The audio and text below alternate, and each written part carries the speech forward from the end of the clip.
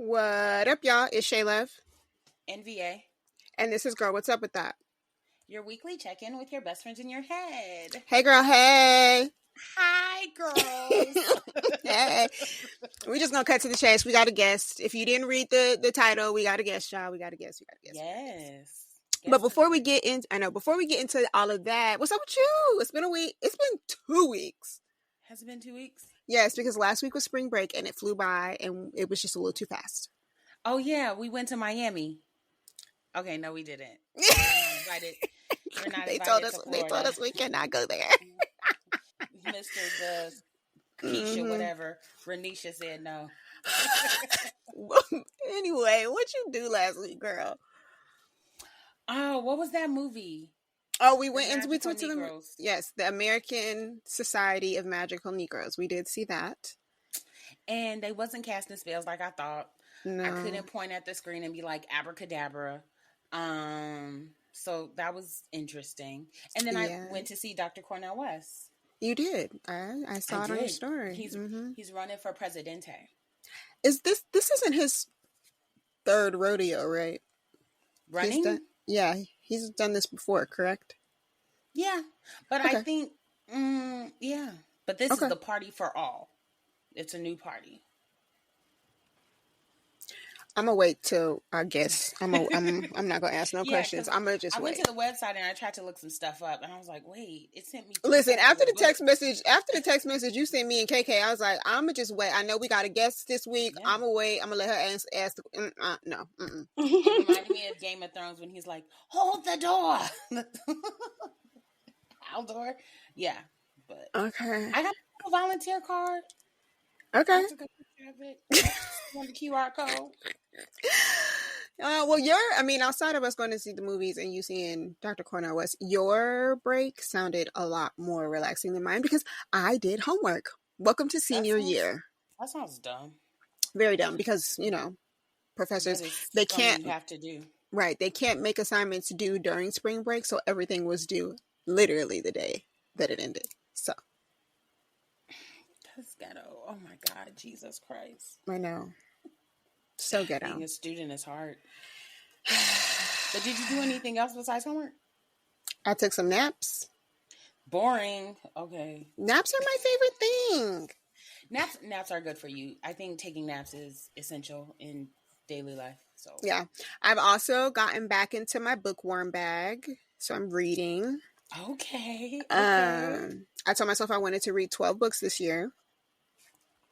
Okay. We're at 6 and it's March. Oh, you're halfway there. Yeah. So clearly it's going to be like 48, but it's fine. It's fine. The goal was 12 and we know I'm an overachiever. Yeah. So you're smashing. I've been slacking on my audiobooks. Yeah. Because the last one took me for a doozy. I was like, what's the last one? What was the last one? It was a hood book by Quan Mills that said fat white girls need love too. I found them on TikTok and I felt it was interesting because I had never heard of this artist. And then because I did that little, how many books do we need to read? Mine was at 100. So I was like, I could listen to this real quick. It was like 4 hours long. There was no meaning to it. So it was like to him again. So it was like a to-be book. Yeah, it was. And you know how I feel about TV. So I know. I was invested at first, and then it got sad. Oh, was it like you said it didn't have a point? Was it like Tyler Perry don't got a point? No, because I think sometimes Tyler Perry be having a point.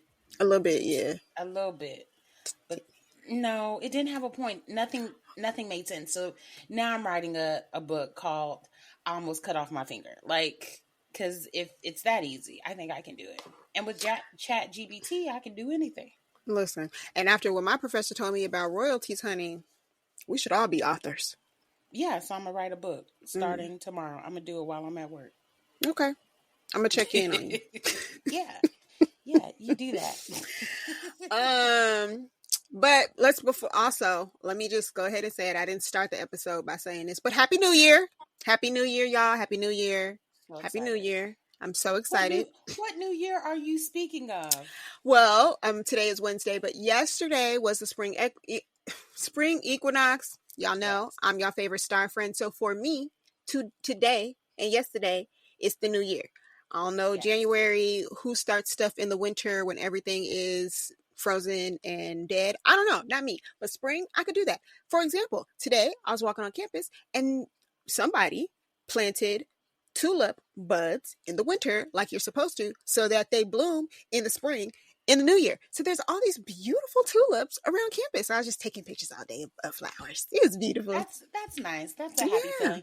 So if you aren't familiar or you don't remember, go back to season 1. Listen to when we had Issachar Bay on the episode. He talked about the different houses. He talked about hitting our new year. So I think, ain't we supposed to be getting money soon? I'm glad you said something because today my hand was itching. Yeah, I'm going to the casino. So we gotta. You want to go play bingo? No, I'm gonna play slots. I'm gonna put it all on number 5. Great. Okay.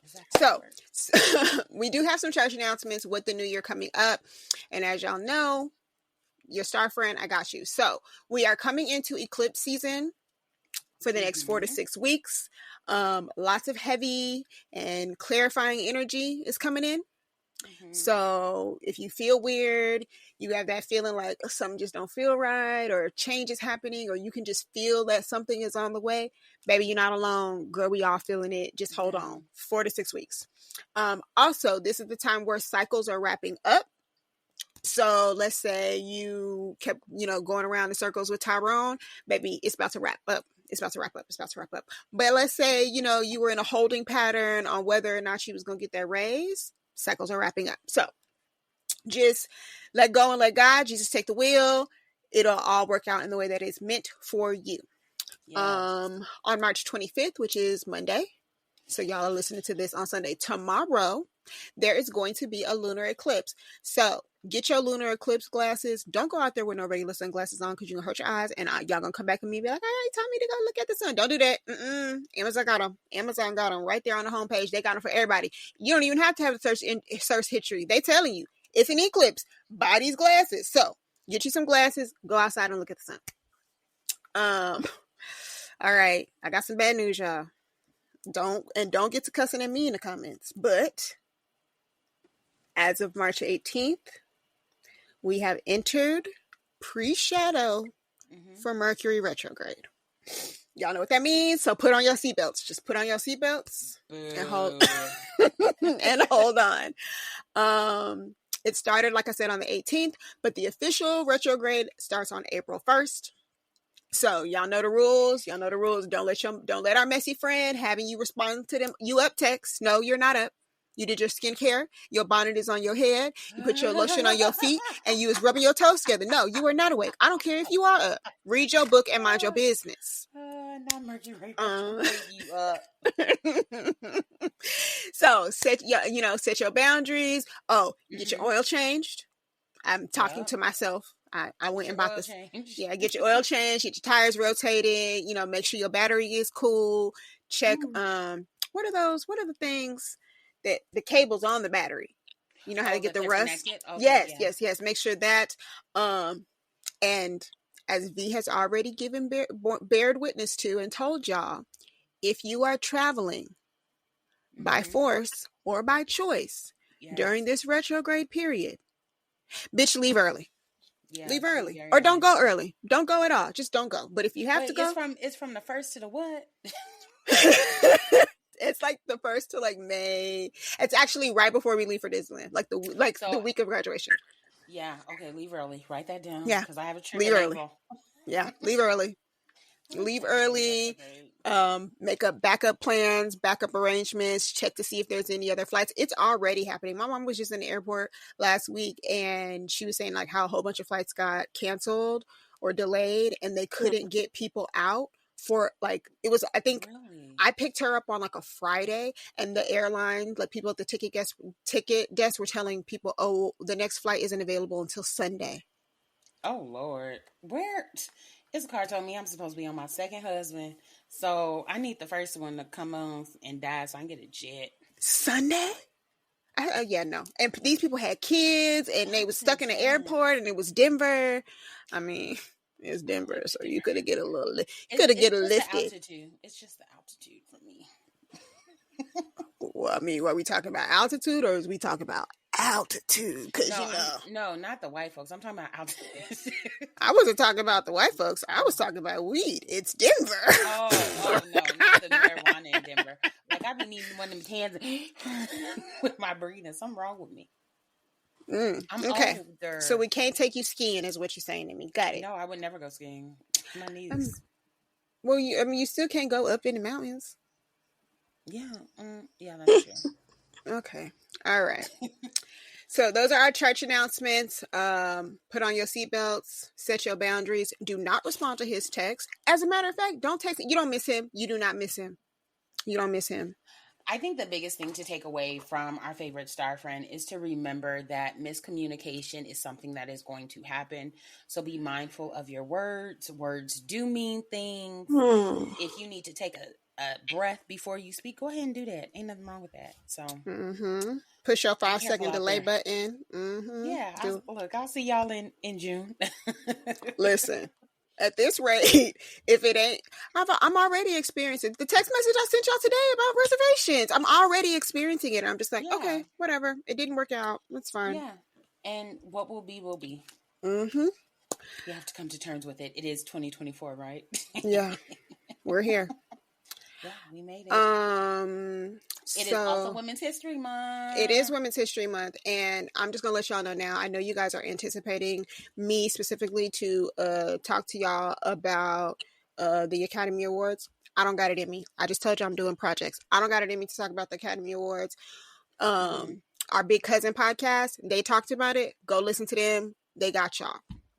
However, for Women's History Month, I do have to give our roses, our flowers, our tulips, our sunflowers, all the things to Davine Joy Randolph, because she won the first Academy Award of the night. And I know, right? And listening to her speech, it was just beautiful. You know, I always get emotional when we win, but she got up there and ugly cried, and then I was crying, and now we all crying because who cut the onions? Yeah, it was beautiful. And then I recently heard, I don't know, I was probably on somebody else's little vlogger site, news site, but that because she won for the movie The Holdovers, and that in the movie she was wearing her grandmother's glasses. Yes, she was. So then I read that. The Holdovers? I haven't watched it. It's on it's on my list. It's on my list. Yeah. But then I read that, and then I was crying again. So I thought that was very beautiful. Also, in Black Girls Doing Things, specifically during Black Women's History Month. I mean, where I cannot find her name. Oh, Elisa Best. Is a 30-year-old attorney, and she launches one of the very few Black and female-owned injury firms in LA. If you're familiar with anything that has to do with law and lawyers, you know that Black people as a whole, both male and female, make up I think the last time I looked, it was 8% of all lawyers in the country are Black.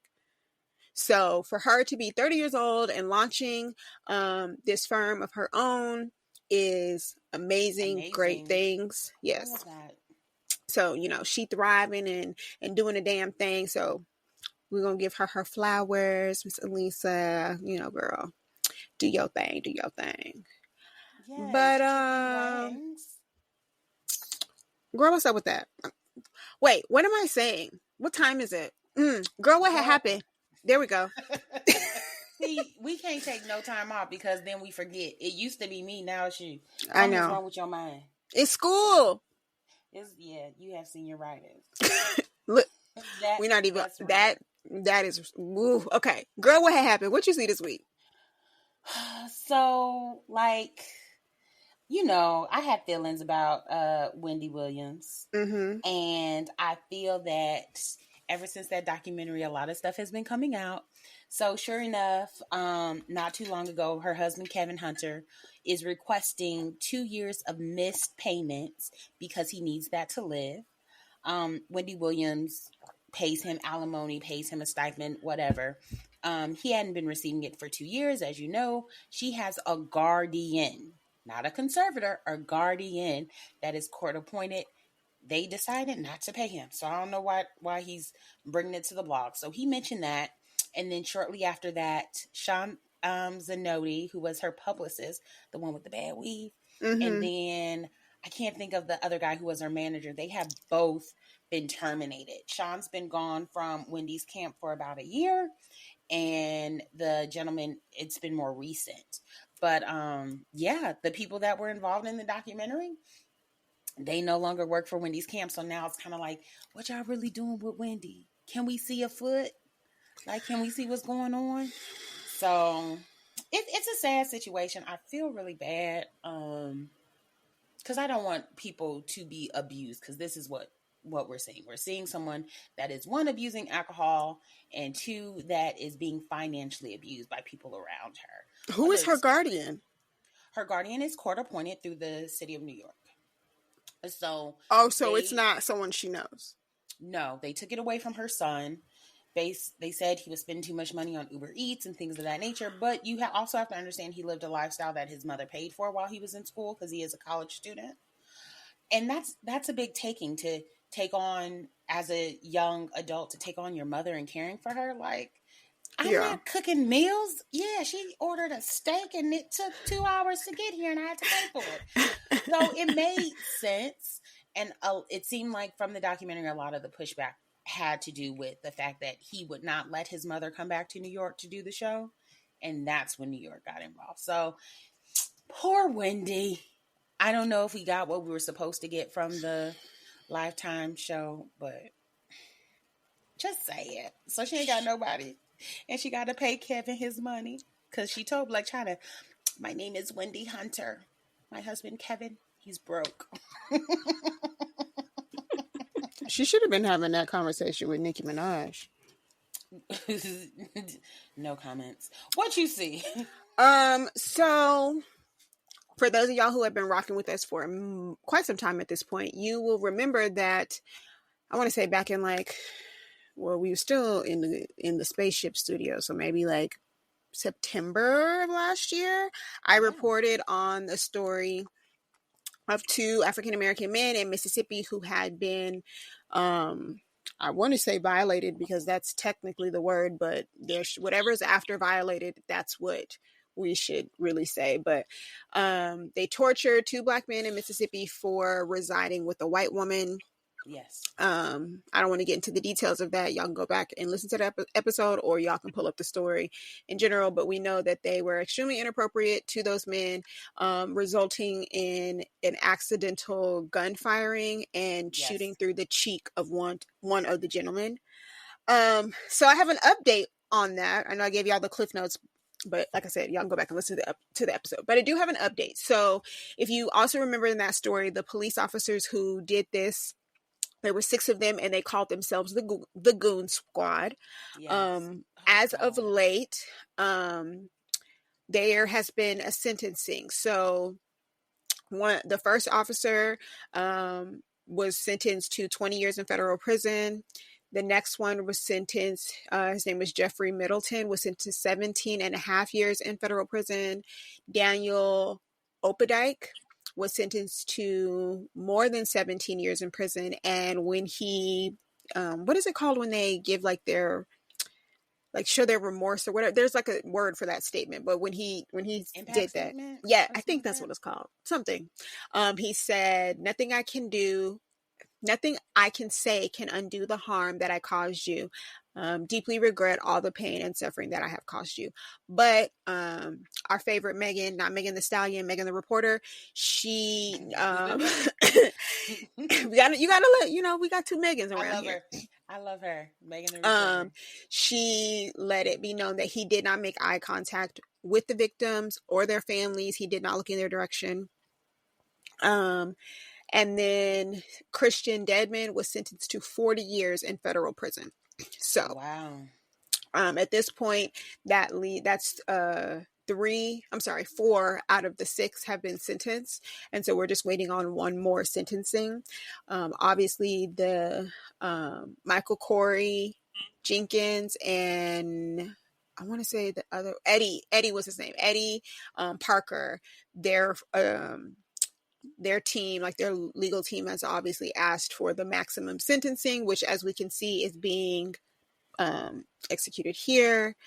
And they all pled guilty. So I guess at least they did that. Right. The goon squad ain't gooning no more. But I do also recall that the gentleman's legal team is requesting investigation from the whole department as a whole. Like, yeah, okay, it's cool, we got these 6, but what's going on within that department for this to be happening? And it happened under so many people's noses, especially considering one of the men was a deputy. Wow. Yeah. That's intense. So, okay. So one, I'm glad that they pled guilty. Yeah. Because that's a shocker, right? I'm glad that they pled guilty, but also I'm not disappointed with the sentences. No, not at all. So, like, because federal time, you got to do all of that time. Yeah. No. There's no parole. There's nothing. But it's still crazy in the year 2024, the year of our Lord, right? Like, this is still happening. Oh, put a pin in that, because I got something else that happened in 2024.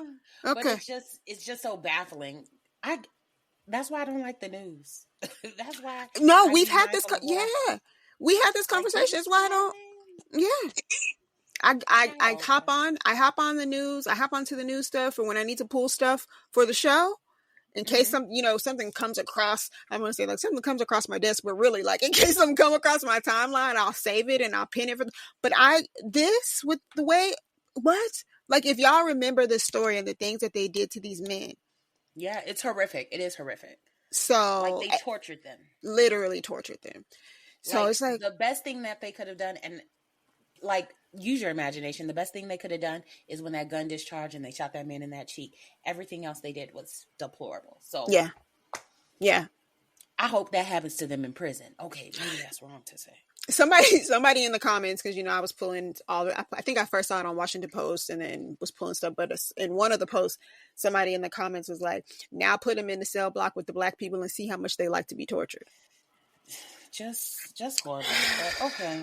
All right, Goonies. What else you see this week? Oh my goodness. The man that was taking the church's money. What man? Remember Bishop Whitehead?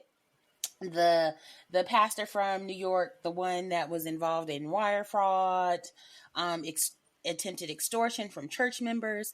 He also, in his prayer closet, is full of Gucci and Prada and all that good stuff. The one that was attacked on live at church. Okay, I was like, what? Mm-hmm. Okay. So he has been found guilty of conning that church member out of $90,000, and using the church's money for the designer clothes. So he is facing up to 45 years in prison. So think about what you just said about the Goon Squad and what they did. Ma'am, excuse me. You said how much money? 90,000. That's somebody's grandma. You remember in First Sunday where it's like, my grandma been donating to this church and y'all ain't do nothing. So they was gonna rob the church, but still, yes, $90,000, and he's facing up to 45 years. So it's crazy that a crime like this will get 45 years, and the highest amount of time that somebody got in the Goon Squad was 40. So, but again, he's black, so complexion and protection. Yeah, maybe, I guess. Mm-hmm. Okay. So what else you see? This hurts, y'all. This hurts so bad. It hurt for me to type it. It hurt for me to read it.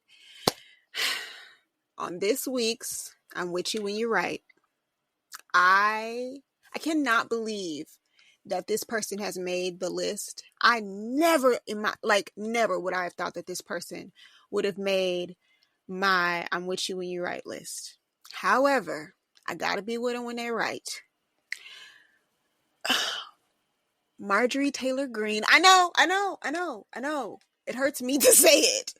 But recently, Marjorie Taylor Greene spoke out about the TikTok ban and the bill and all of the things that are going along with that. And she said, I'm going to quote her. She said, "This really is about control.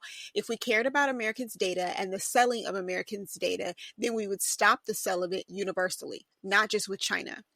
And she went on to say, what's to stop the government from forcing the sale of another social media platform under the same threat with foreign adversaries? What's to stop it when we're saying Russia, Russia, Russia?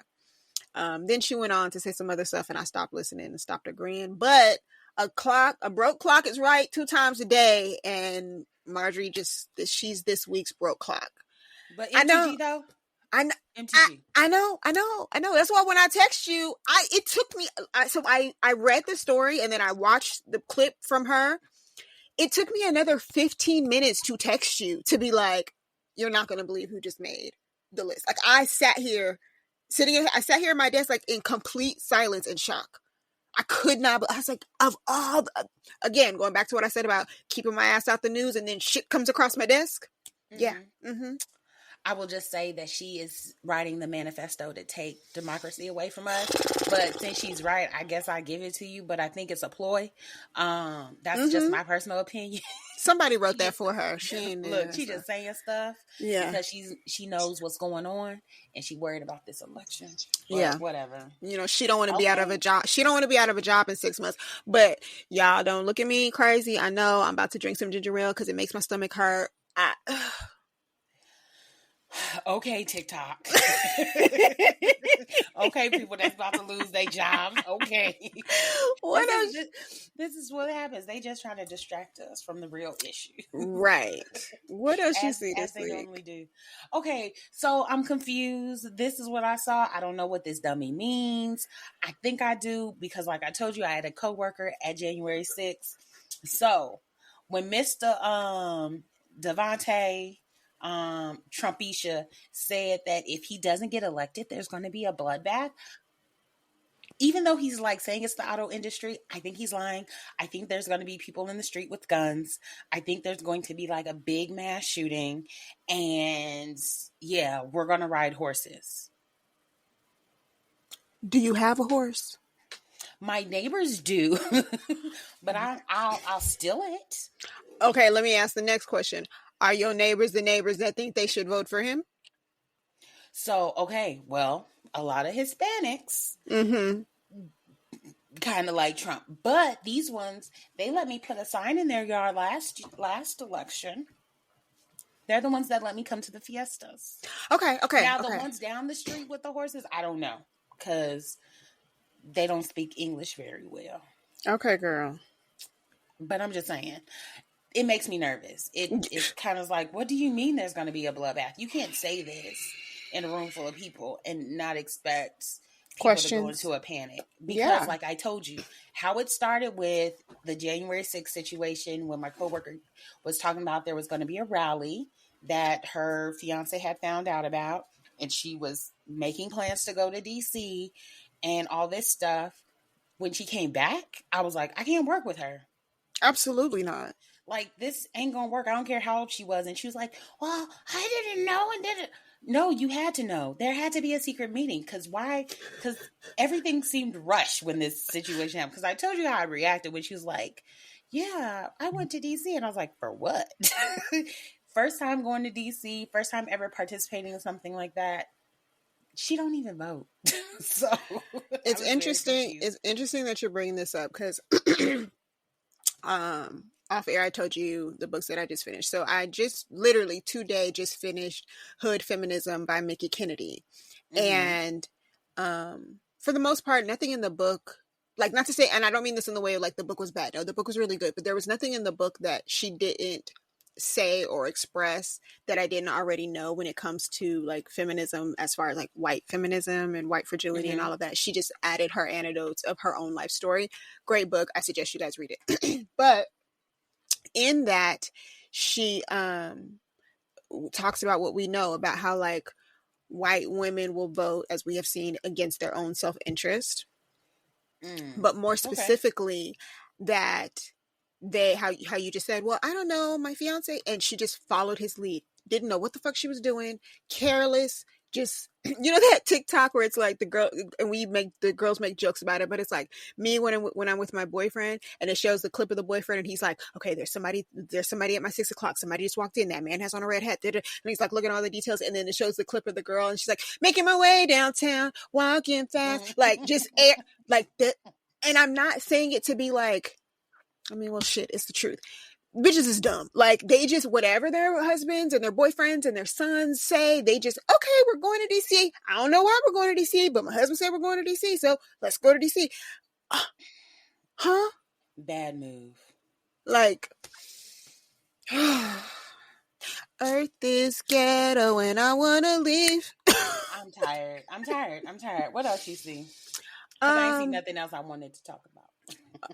I'm surprised you ain't, I'm surprised Ray J wasn't on your list, him being all in Monica face. Again, okay. There was nothing else I wanted to talk about. All right. So I'm bringing this up firstly because currently I think I told y'all this, that I'm taking a corporate scandal class. And this week we're talking about whistleblowers. So how convenient that over spring break, the Boeing whistleblower was found dead randomly in a parking lot somewhere. Right? Yeah, that doesn't happen. Yeah, no big deal. So if you are keeping up with us, Hulu, Netflix suggestions that we randomly say throughout our episodes, I have mentioned the Boeing documentary that is on Netflix. I mentioned it again when panels started flying off of Alaska planes. And now here we are. Boeing is under investigation. They are in criminal trial, like they're in trials. All these things are happening. What's the official name of the transportation department? The federal, y'all know who I'm talking about. They are saying, listen, y'all got, what is they giving, like 60 days, 90 days, something? Y'all got X amount of days to get y'all shit together. And now this man dead. And y'all think it's weird when people be on TikTok talking about, right, you see random videos and they're like, hi, my name is so-and-so. I am in sound health and body and mind. I'm not having suicidal. You think it's weird when people post videos like that. But no, people are posting videos like that because in case they pop up dead. Right. So, yeah. That's funny. It's very odd. And the man was 62. Like, you don't know, that's more than half your life. You might as well just ride it out. Like 62 and in perfect health. Yeah. So that's big. Yeah, child. I don't know. Other things that I have seen this week. So Papa Joe. No, okay. No, that's fine. Okay, I thought you was gonna talk about something else. Oh no. Maybe I should end with Papa Joe because this other one. Yeah. The other one's a little heavy. Okay. I'm gonna end with Papa Joe. So going back to what we said about the thing that happened in Mississippi and the crazy stuff that we see on the news when it comes to racism and hatred and bigotry. This story that I'm going to tell you was posted on CNN 11 hours ago. That means it is within the 36-hour news cycle. Okay? 6 Massachusetts middle school students have been charged after racial online bullying on Snapchat, where they created, and I want y'all to hear me. I want y'all to hear me good. Where they created a mock slave auction. I'm going to say it again, just in case you didn't hear me. These students got on Snapchat and created a mock slave auction where they were selling their Black classmates. Yeah. Sit with that for a minute. But I don't want to.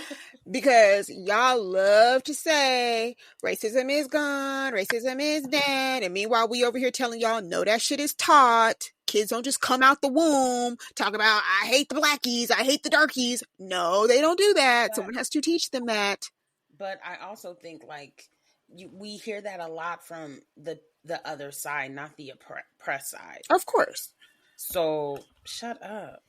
Because you have to experience it for yourself. Right. But this is also, and we say it jokingly about like Gen Z and now Gen Alpha, like we're like the kids are stupid. And in some degree, yes, they are. Because Gen Z, I'm never going to let y'all forget that y'all were eating Tide Pods. Y'all were the generation eating Tide Pods, okay? But outside of just like general common sense, the kids are, I won't say stupid, the kids are ignorant to American history. And why are they ignorant to American history? They're ignorant to American history because we have these book bans, and now they're getting rid of DEI, and they're firing Black teachers, and they're changing the way text looks in history books, and slavery was a choice and we enjoyed it. So when you don't understand the true history and makeup of America and how we got here, you have 6 middle school students on Snapchat having a slave auction. And I think this is my thought, because I work with kids of this generation.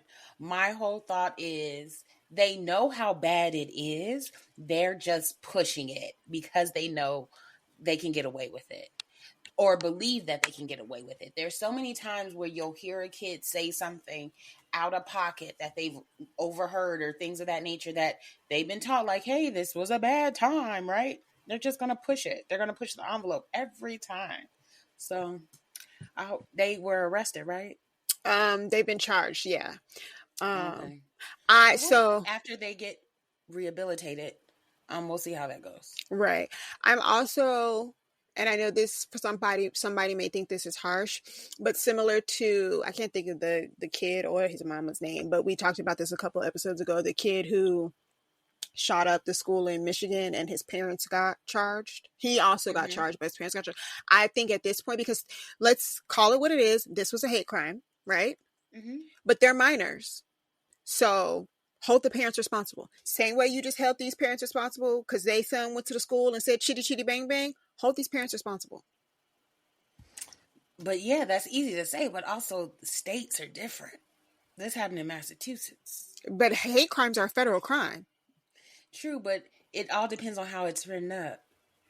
Since it's something that just dropped, I would like to see what they're charged with. I would like to see what the action plan is, if they are going to be sent to detention, if they're going to have to go to a class. Because I've seen that before, too, when we've had our own issues here in schools in Vegas.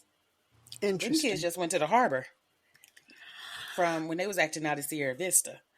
And the harbor ain't been right for the last 20 years. But that's my own personal opinion.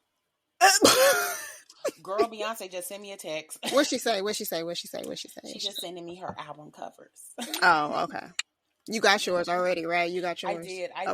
Okay. Just making sure. Speaking of things that, bring us just a little giggle, a little chuckle. So, Plies told Auntie Kamala and Papa Joe they need to start talking their shit. He told them, listen, y'all need to start bragging. Y'all not bragging enough. Y'all doing stuff. I know y'all doing stuff. I'm not stupid. I see, but y'all need to start bragging. So Papa Joe said, okay. And we told y'all what he did last time. He said, look, this is what I did. And this time, Papa Joe said, hold my beer. So hold my beer. The Biden administration has announced a rule to limit credit card fees to $8. That $8, y'all. This will significantly lower the burden on low and middle income families, as we know. But I want y'all to go out. He bragging. Because letting people know this is what I've done. Look at this. Yeah. Especially because the state of the economy where we're in, people are still coming out of COVID. People are, for a year and a half, 2 years, people were literally living on their credit cards. Like, paying a bill, the money that they got put to the credit card so they could go pay another bill. So this, we like to kiki and joke, and yes, they do need to brag, but the reality of this is that it is going to help significantly because they need it. Yeah. Now, if they fix the interest rate, Yeah. Oh, yeah, that's something. But hey, maybe it'll be in another plan. Yeah. Maybe it's something that he's working on.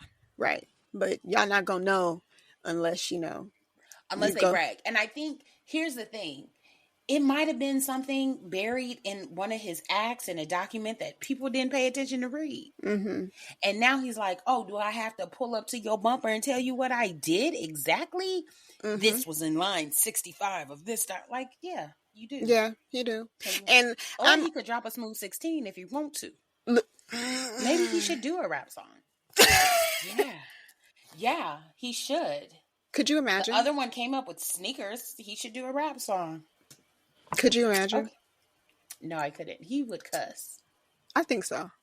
I'm gonna be honest. I think Jill would write it though. I don't think he would write it. She would be his ghostwriter. Oh, I could see that. Yeah.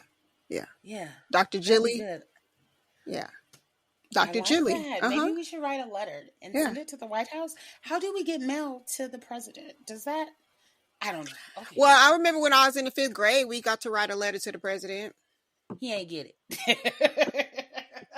I mean, the address to the White House is... Yeah, you wrote to the White House. He didn't read it.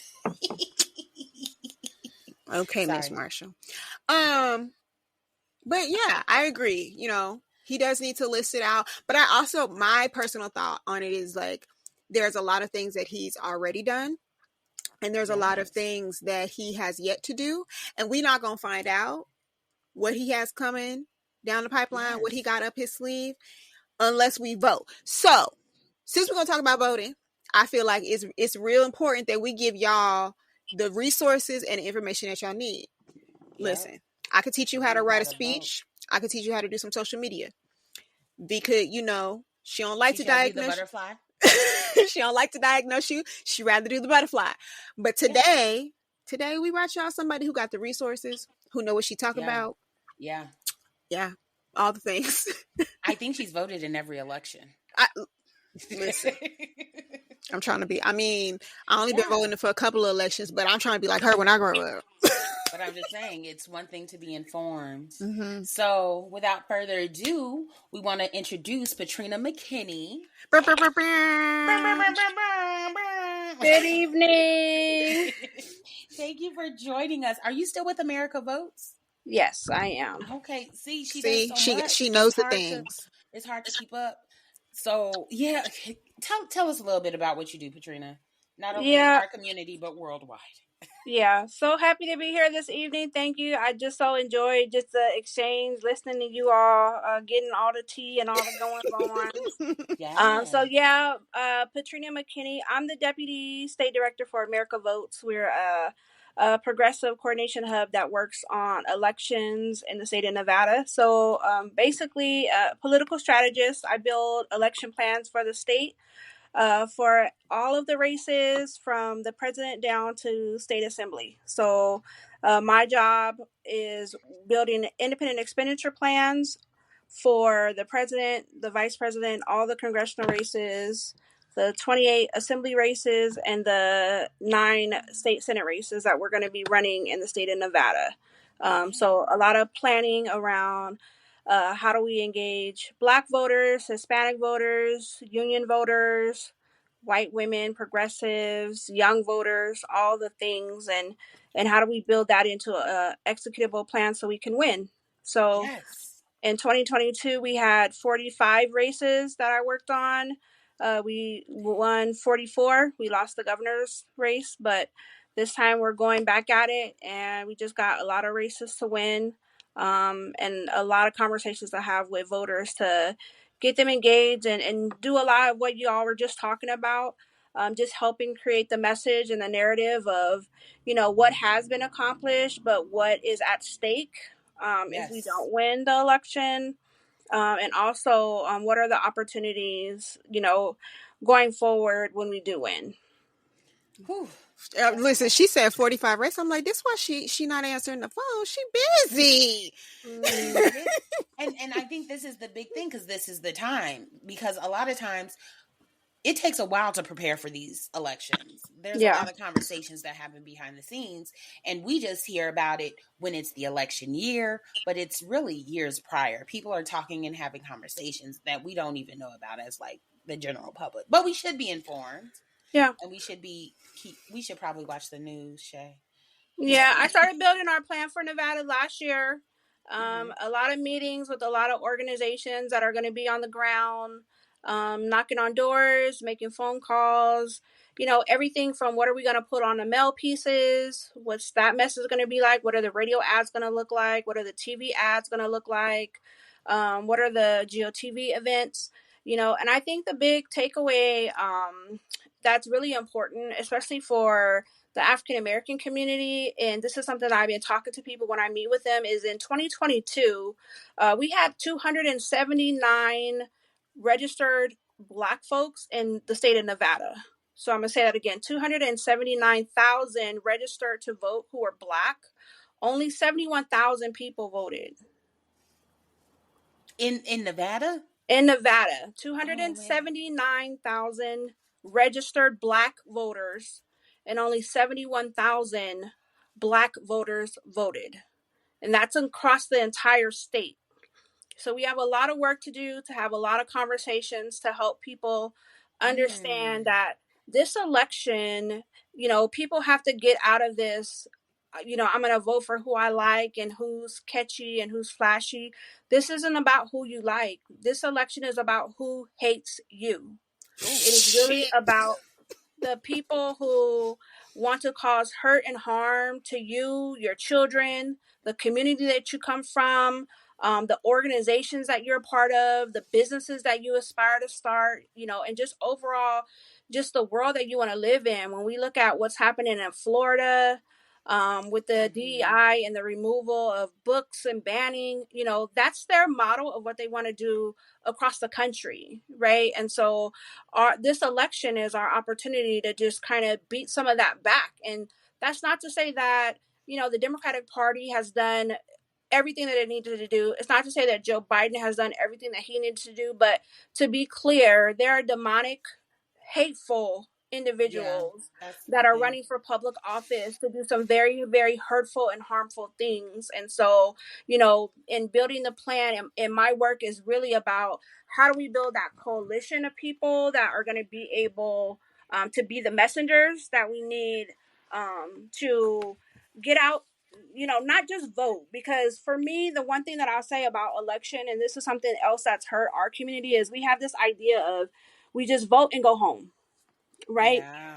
The election is really the start of the race, right? That's where the race begins. And what ends up happening is we get to the starting line, we start the race, but then we run out of gas. And then we wonder why things aren't happening for our community, why the right people aren't getting elected. And it's because there's something bigger than voting, and it's participating in our democracy, right? If the school boards are not working, we got to show up to school board meetings, right? If there are city ordinances, county ordinances that are not working, some things are just crazy. Like there's an ordinance with a county to where you can't take pictures on the strip, the little overpasses that you walk over. You can't stop on those and just stand there.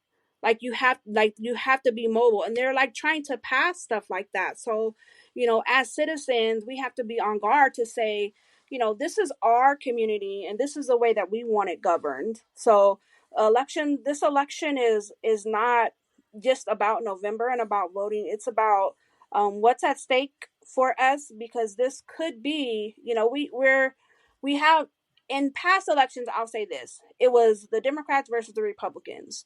And there was a political ideology that was different, right? I believe one thing, you believe something else. And there was some compromise that was able to be made on the things that weren't agreed upon. Right. But we don't live in that time anymore. We live in a time where they don't believe that we have a right to our existence and our humanity, right? That's a different mindset when you're trying to build community or build a country together. And so, when we look at what we're voting about and what we're voting for, it really is for a man who believes that he should be a dictator.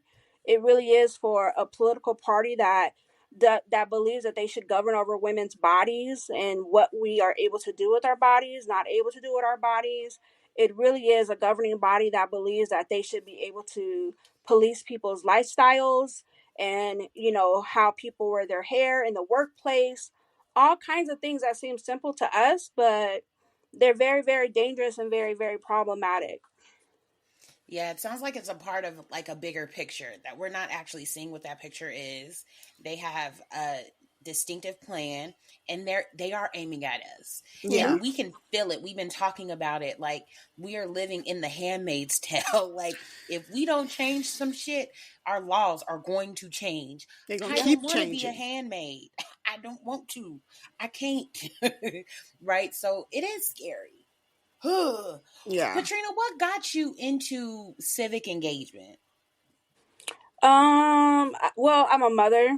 right? Okay. And showing up and just seeing that my kids needed a voice, right? Okay. And there were things that I just didn't agree with and just didn't align with me, and didn't sit well with me, and wanting to advocate for them. And then in advocating for them, I had to realize that I also had to be willing to advocate for a larger community, right? Because Yeah. it's not enough to just live somewhere. And the problem that we have in this country is, as Black people, we are a tribal people historically, right? When you Right. think about where we come from, we hunted as a tribe. We took care of the elders of the village as a tribe. All the children were taken care of as a tribe, right? It's only within this since being here that we've become so individualistic, right? As long as my household is good, or as long as my kids go to a good school, or as long as my neighborhood is safe. But we're only as safe as the unsafest around us. Right. Right. And so once I recognized that, and it made me understand that I had to use my voice to advocate for those people who just didn't feel heard, or didn't know how to really say how something was affecting them. Because oftentimes politics can come across as very intellectual, right? Like, you have to have a political science degree and you have to be really smart about policy. But what I tell people is, policy is just your problems, and politicians are just the people elected to solve your problems. And I don't know nobody who is not the subject matter expert on the problems that they have. So every Oof. person can be an advocate. Wow. That last line you just said, like I said, I just listened to Hood Feminism, and she says the same thing. Like, when we say this all the time, we don't need a savior to come in. We don't need you to save us. We need you to see us. You aren't the expert on my problems. I'm the expert on my problems. You're the expert with the solution. So I'm going to give you my problems and you're going to give me the solutions. Solve it. Yep. Yeah. Yeah. You mentioned earlier, like, especially within the Black community, that especially those numbers that you gave, I did the math. I'm like, so that means 208,000 people didn't vote. Wait a minute, like, where they at? We can go to their houses. Listen. Is there a list?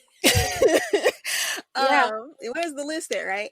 But I know that a lot of the general consensus, especially in the Black community, when it comes to voting, you hear a lot of people say, like, oh, my vote doesn't matter. Or we see, in the last couple of elections, like, they've had tampering with voting, voter suppression, things like that.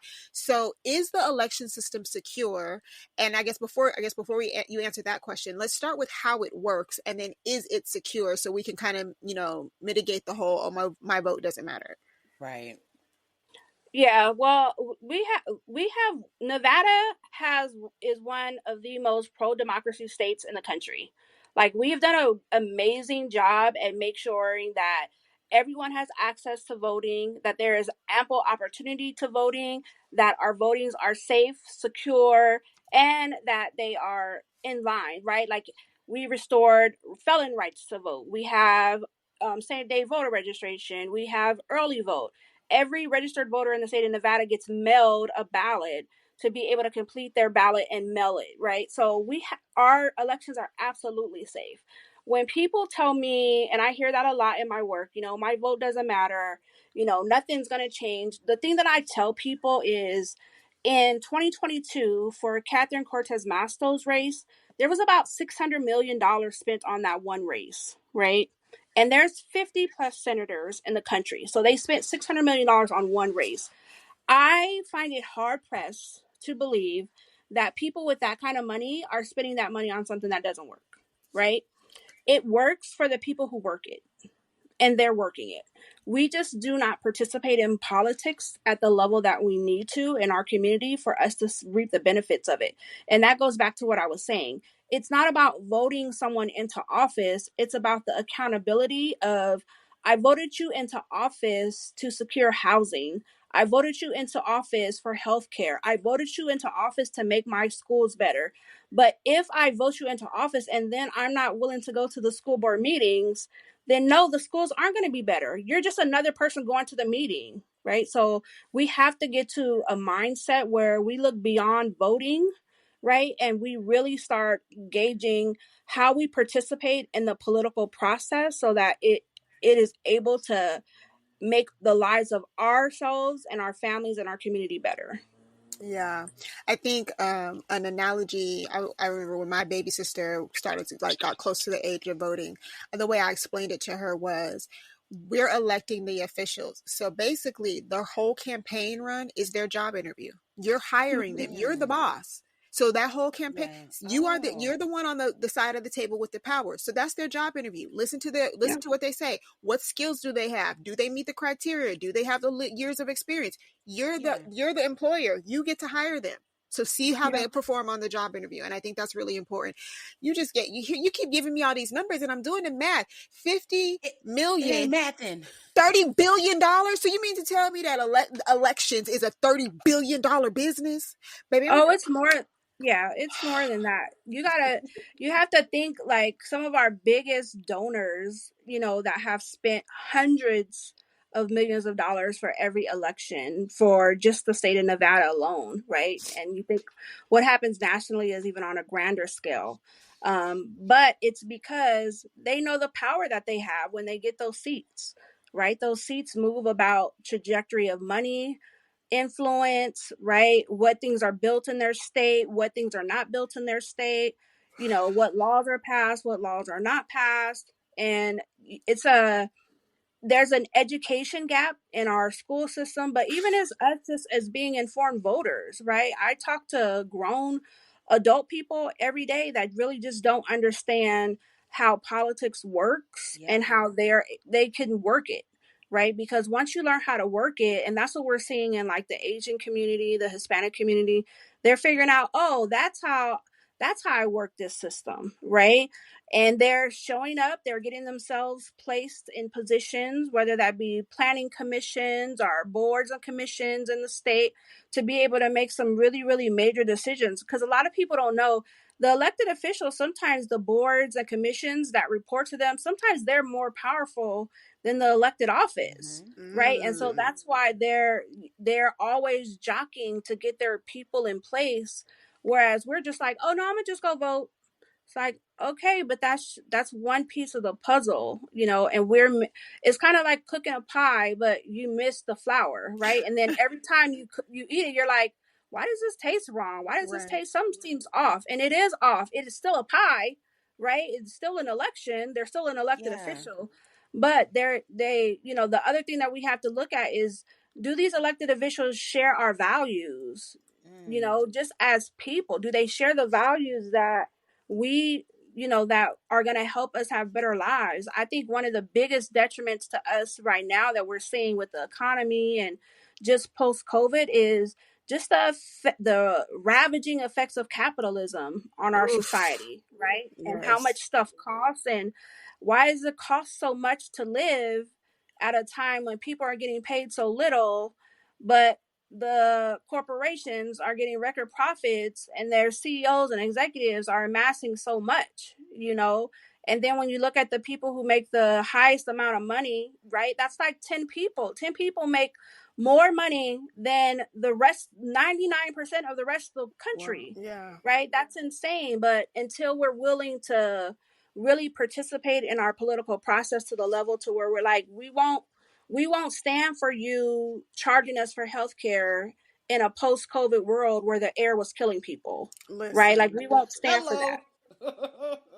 Right? We won't stand for a world where you will boggle us down with hundreds of thousands of dollars in debt, right, for each person at a time when we're not able to buy homes, we're not able to start businesses, right? And you tell us you can't bail us out, but you can bail banks out, and you can bail out airlines and all these things. So there's a lot of work to do, but I think that's where elections come in. They are our first line of defense in the fight, but they're not the war. They're just one battle. We just keep having one battle and losing the war. Right. So we got to stop sitting at the sidelines. We have to be active with our votes and participate. So that's crazy. So how can that's crazy that we do that. So how can the general public find out more about down ballot races? I think there's a bunch of really, really great organizations here in the community that do amazing work around elections. Progressive Leadership Alliance of Nevada is one plan. Mass Liberation does really, really amazing work around judicial races, city council races. Yes. The NAACP also has a voter education election series that they rolled out this year. That's going to be having candidate forums and teaching people about the elections, teaching people how to just be more engaged and be better citizens, you know. So I would say leaning into some of those organizations. National Action Network is another good organization. But we need people to show up. You know, that's the biggest thing. People have to understand that what you did in the last election is not enough to save us in this election, right? If all you did was voted, that's not enough, right? If you haven't found a way to donate some money to a candidate that you believe in or an organization that you believe in, if you haven't given up a Saturday to go knock on doors to go talk to some voters, or even just hosted a phone bank or participated in one, or just amplified some political messaging on social media is really easy, but we just have to engage and be a part of the process. And then lastly, I'll say is we got to show up to these meetings. What's happening in CCSD right now is downright criminal, right? And you have everyone. I don't know a person in Nevada who does not know how bad CCSD is, and yet those school board meetings are empty. Yeah. There's two women right now, Tamika Henry and Camila Bywaters, that are running for school board. If you do nothing else, we need to support them two Black women that are running for school board so that we can really have change in our school board. Yeah. Wow. These I know it's like she over here, she getting y'all together, y'all. And I think, and to be honest, sometimes we need to hear this and we need this ass whooping so actually we can participate, because like you said, NAACP rolled out their voter education. It's kind of like, haven't they had two so far? Mm-hmm. They've had two, but it's kind of like there were 208,000 people that did not vote. Like, do you know any of those people? Can you put them in your car? Can you transport them to the next one? Like, because I know you got a cousin that was like, I'm not voting because da da da da. And then you have the people that realize how crazy this election will be, that made arrangements. Maybe they are not always in Vegas at the same time. I know my mother did, where I had to mail her ballot so she could fill it out and mail it back and say, put it in the mail, because I don't want to not them to think I'm not participating. I'm like, girl. Right. Yeah. We just got to participate. Participate, and then realize after we vote, that's not it. We have to show up. Right. Oh, Lord. You got to do get more. Out of our shell. Yeah. Yes. I think like she said, you know, we think, oh, I voted and that's it, and now they're going to do it. But it's kind of like, I don't know if this is a good or bad analogy, but it's like, if you know your kid is bad in class, what you gonna start doing? You're gonna start showing up in class. You about to sit next to him. Since are you gonna act out when I'm sitting here? You only act out when I'm not here. It's the same thing. Like you now, so you can act out when, if this, like she said, the school board meetings are empty. So if the meetings are empty, they can say whatever they want, do whatever they want. Ain't nobody in there to check them. Ain't nobody in there to correct them. Ain't nobody to be like, hold on, wait a minute. Per X, Y, and Z, I read A, B, and C. No, you can't do that. There's nobody to check them or to question them or to challenge them. So yeah, they're going to run amok and get away with it. But like she said, once you start showing up, you sit next to them when they acting bad in the classroom. Yeah. They're less likely to cut up and act out. And the other thing I'll say is people in power respond to a roar, not a whisper. Right? And we just have to remember that. And for us, we're a whisper, right? We get mad. We might put something on social media. We might say the thing or go to their town hall. Other communities are becoming a roar. They're using their dollar. They're using their organizations. They're using their churches. They're using their businesses, right, to leverage their collective power to be a roar. We have to be that roar now, right? We can't sit on the sidelines, to Virginia's point, anymore. That's the biggest piece. Like, we have to participate at just a deeper, greater level. Yeah. That's intense. Yeah. So do you feel like there are any threats to the democracy that we're seeing being discussed in the news? And are they real threats that we need to worry about? Or are there threats that are being discussed and we not worried about them because we too focused on the ones that we shouldn't be worried about? Yeah, our entire democracy is in jeopardy. Like, that's a real thing. If anybody is not aware of Project 2025 and what that means and what that entails, that's a real thing. And it's not something new. That goes all the way back to when Obama was elected. And these white people looked around and was like, wait, how did this happen? How do we keep this from never happening again? What do we have to put in place? What do we have to put in motion? And so a lot of people think that it's like since Trump, right? But what I tell people is Trump is an idiot buffoon, right? Who we need to be afraid of is Mitch McConnell. That is the walking, talking, breathing embodiment of the devil, in my opinion. And his hatred of Black folks and Black people and people of color and working people is just there's some sort of evil demonic sickness in that man, right? And he yields such a tremendous amount of power, and he's not dumb. By no means. He's not dumb. He's very strategic, and he has insulated himself in a way to where his pack that he has funds nationally the majority of the Republicans that run for office, right? So they're all in alignment around him. So our democracy is absolutely under attack. That's not an attack. I know in every election we say this is the most important election of our lifetime. But I think we need to change the wording on that and help people understand that if we don't get it together, this could be our last election and we may not have any more. Oh, it's so scary. It's so scary. Oh, it's so scary. And I guess as women who vote and as women who pay attention, like we said, we jokingly say that we don't watch the news, but we do keep up. We do pay attention. Yeah. We are looking at, the platforms that these people are standing on and what their campaign is led through and all of that. So when you are someone who actively participates in the process of voting and getting the right people or attempting to get the right people on us, to hear someone say, this might be our last election, and you're like, oh, is this satire? No, baby, it's not satire. We are being extremely serious. Yeah. And just the systems that govern under us, from the dismantling of our banking system, the dismantling of our healthcare system, the dismantling of our education system, the dismantling of our justice systems, right? Like everything that we've done to create safeguards for us in this country, they're like, how do we do away with that? Right. And I think we don't understand, right? And this goes back to civic education not being, a priority in our schools. Many of us graduate through high school, some through college, without really understanding how civic works, right?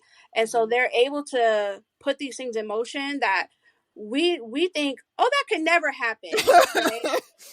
Like, it could never be that way. I mean, it only takes a few votes going a certain way, right? We see with the Supreme Court and Roe v. Wade.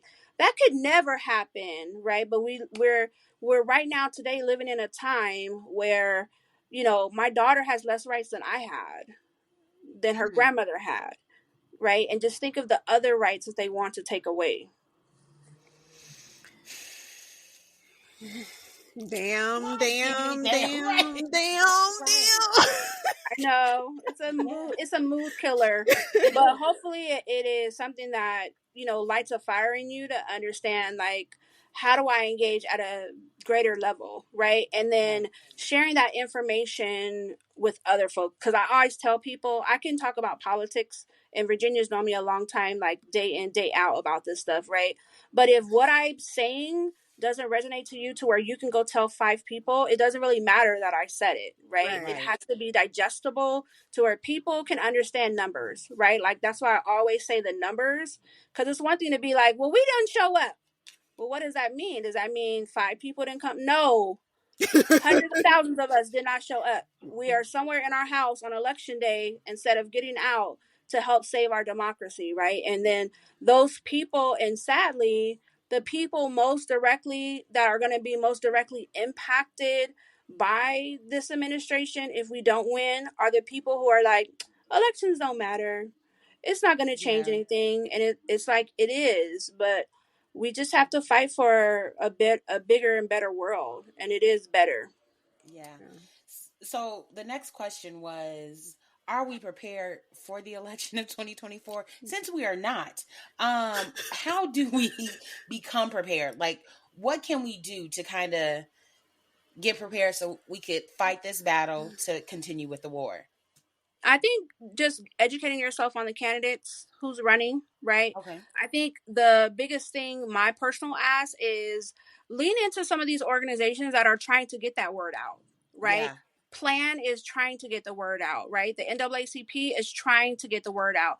But if, it's kind of like a car on E, right? If your car's on E, it really doesn't go anywhere. We can't expect these organizations to be going anywhere when we're not putting gas in them. And gas is us, right? Gas is us showing up. Gas is us participating in, whatever it is, whatever events they are, amplifying those events, showing up to help them, to volunteer, to assist. And that's not to say that they don't all have things that we like, things that we don't like. We just have to lean into where we fit, because everyone has something that they're passionate about, something that they care about. Help amplify those organizations. And you said it's PLAN, the NAACP. PLAN, NAACP, National Action Network. Make It Work. Are they doing Make stuff? It Work will be another one. Mass Liberation is another one doing great work. I know in Nevada we have a ballot measure that is going to be on the ballot for reproductive freedom, to get reproductive justice enshrined in our Constitution. Some of the things that they're doing in neighboring states is really highly problematic to Nevada, because a lot of people don't know we have abortion protections here in Nevada, but because we have neighboring states that don't, there's an influx of women coming into our state that is then hosing up our services for the people who live here.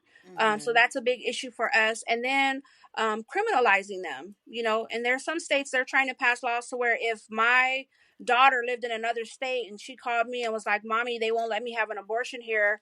I want to have an abortion," and I go get her and bring her to Nevada, that me and her could go to jail. Wow. Right? Like, that's a big, huge thing that Republicans are doing. Even things like just stopping people at the border, checking their immigration stat. Texas is, like, I am one of them people, I just think Texas should just be kicked out of the union altogether. I just think what is happening there is so problematic. The governor is problematic. The senator is problematic. The legislature is problematic. And some people is drinking the Kool-Aid and they problematic.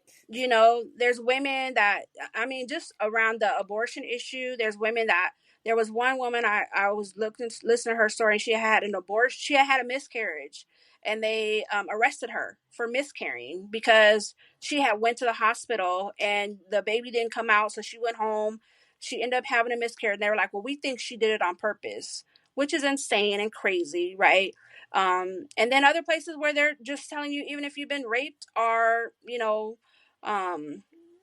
just crazy. It's just crazy right now. So I would just say that's how we prepare, is talk to our friends and neighbors and, give them the numbers, and remind them that this election is not about you liking Joe Biden. I don't like Joe Biden. Virginia, I was a Bernie Sanders person. Still Bernie Sanders person. We still all not me, us forever. Yes. But I do understand, like, Biden is our ability to fight another fight. Donald Trump could take us to a place to where we won't be able to save ourselves or our children, So, and I just want y'all to know, I did not encourage her to say that Texas is ghetto. So she agrees. It's ghetto there. It's so bad.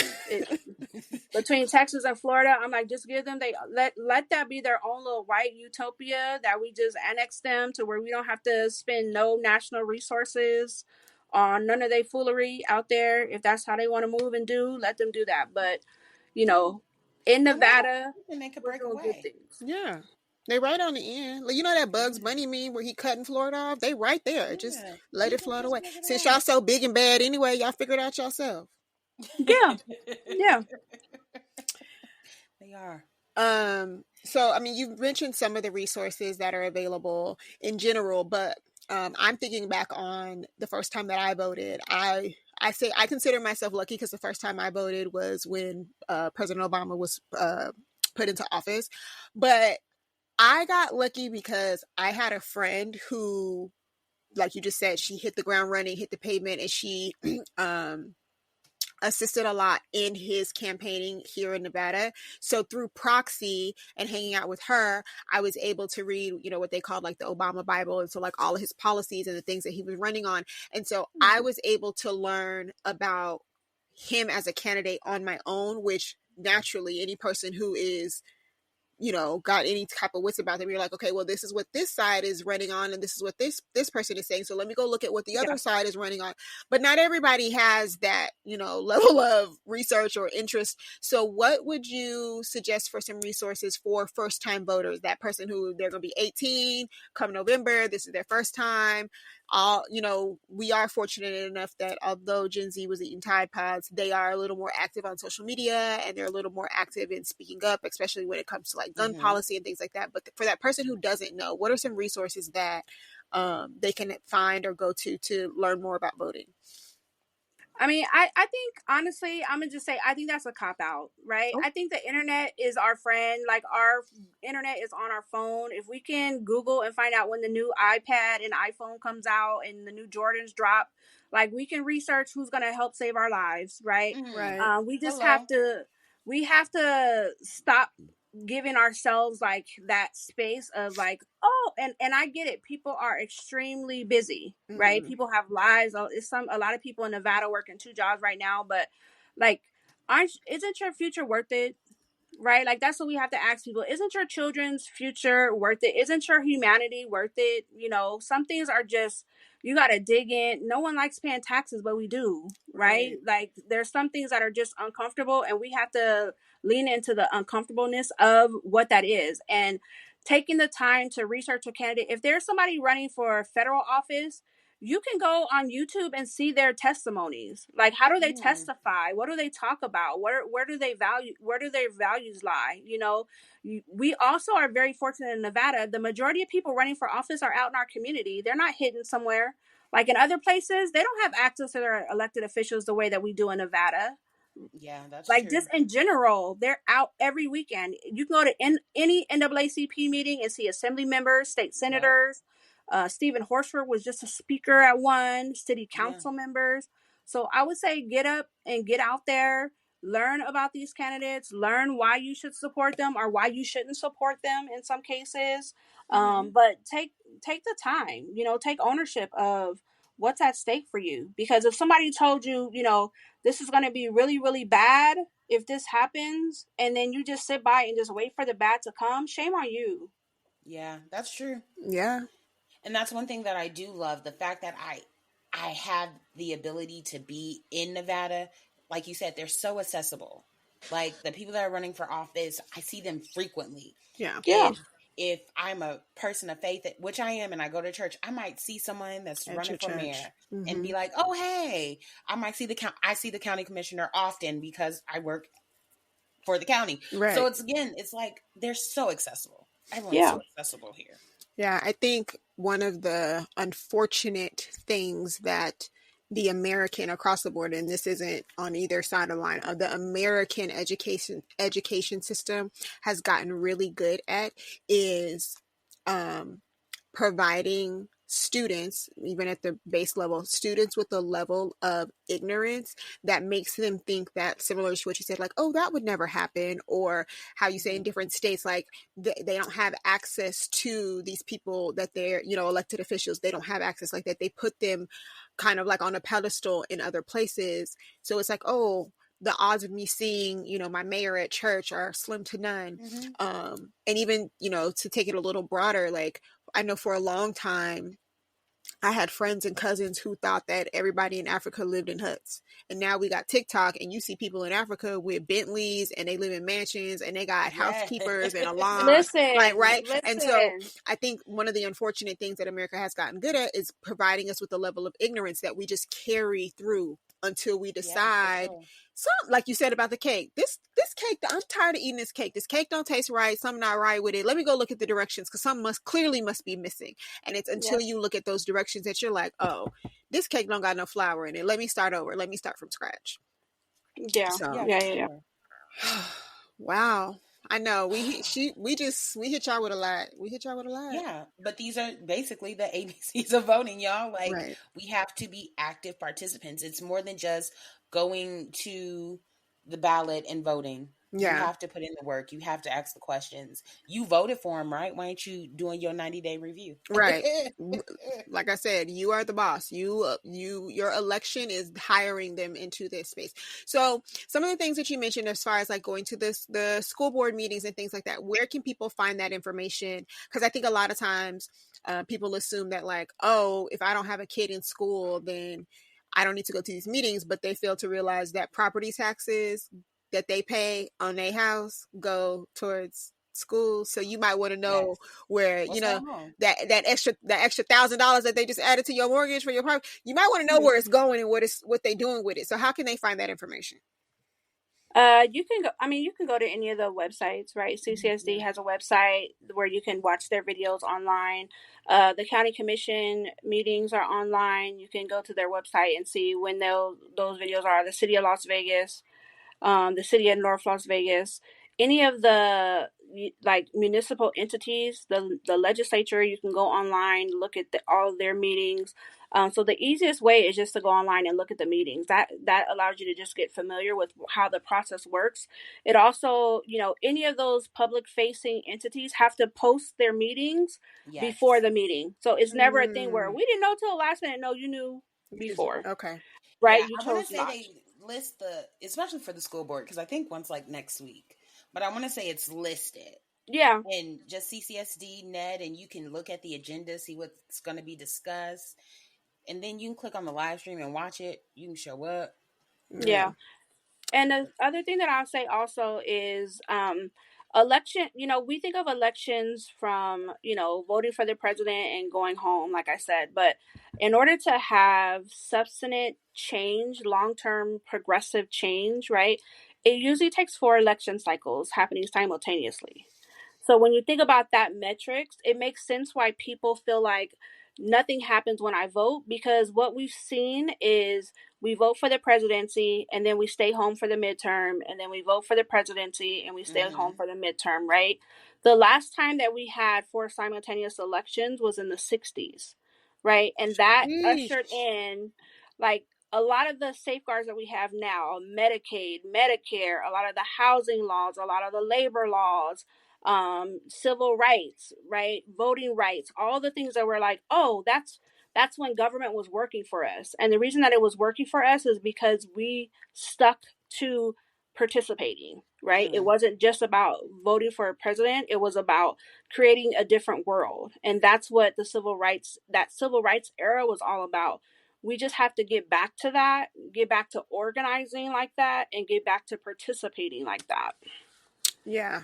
Wow. I think when you put stuff into perspective like that, it allows people to see a bigger picture. So we're able to, we have the time stamps and the year markers of like, okay, this is when the civil rights movement happened. And, we can say Selma, and we can say all these things, especially in the Black community. We know those dates. We know when those things happen. But in order to know, like, we know what happened, but we don't know what pushed those things behind it. So it's like, yes, the faces of those movements, Malcolm X, Rosa Parks, Dr. Martin Luther King, but they weren't elected officials. They weren't for me, the theater junkie, they weren't in the room when it happened. Right.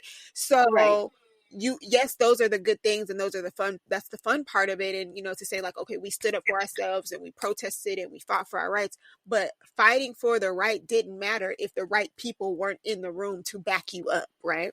Yes. Yeah. So I think that's really, really, really, really, really important. Last question for just people who have heard this, you done lit a fire up under them and they're like, Patrina, I want to work with you. I want to hit the ground running. I want to volunteer. Y'all hiring, y'all need somebody to take pictures for the social media. Let the people know how they can assist with you and, what you do and to, continue to make an impact within Nevada. I think the easiest way to reach out to me is on social media. I'm really active on social media: Facebook, Patrina McKinney, Instagram, Patrina Michele, and just reach out. Like randomly, people would just inbox me and be like, "I see you volunteering all the time. I want to volunteer." And I tell them, like, be careful what you ask for. I'm about the work. I'm not about meetings. I'm not about social media posts. I'm really about the work. So just reach out. That's If the you come, easiest and way. come. Right. Okay. So as Yeah. y'all know, everything will always be in the resource guide. All of the organizations that she mentioned, we'll be sure to put like we said, the link to CCSD on there. I'm aware of them, but I wanted y'all to hear them out loud. So we'll make sure we have them in the resource guide so y'all know where to find them, along with her contact information and her social media. Yeah. Before we go, is there anything else you want to leave the people with? You want to drop a gem? No, thank y'all for having me this evening. This was so fun. Yeah. I love my work. I'm very passionate about democracy Yeah. and about elections, and more importantly about building political power for Black people, right? I Yeah. think that we're everything we've been waiting for. And we just got to do the work. Yeah. Maybe Okay. we need some voter dye shirts. Yeah. Like Diddy had. Remember them shirts? No, that ain't what we need.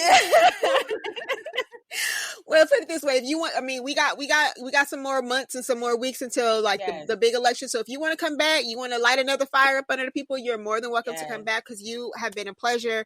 You've educated me. I'm sure you've educated our listeners. So we really appreciate you sure. being here. Yeah, anytime. I would just say, we have the general election. I mean, the primary election coming up in June.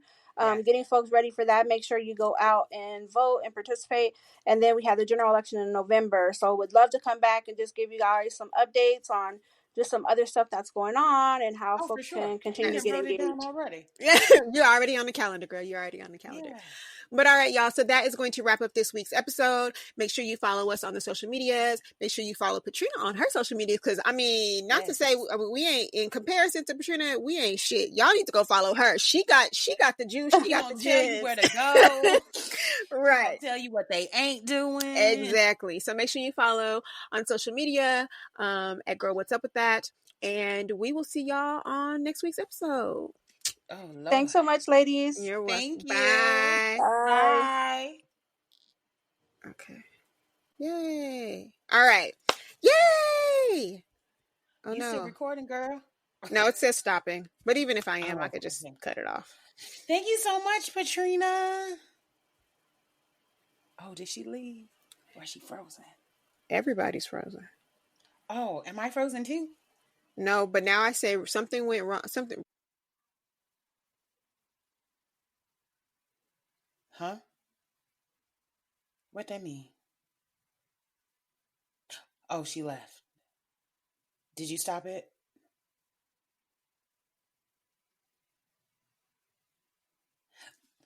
Jesus Christ of Latter-day Saints.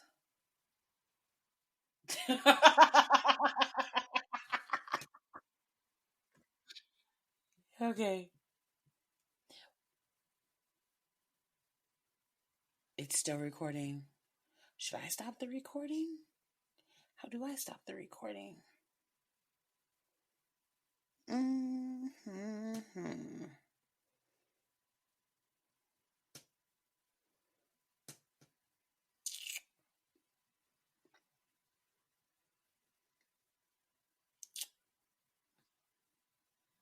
Should I leave?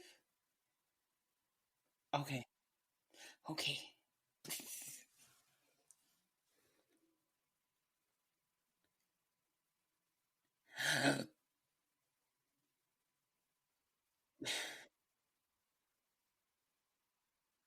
Okay.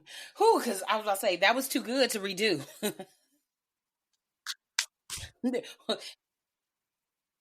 But yeah, I got the links. I'll send you the links tomorrow.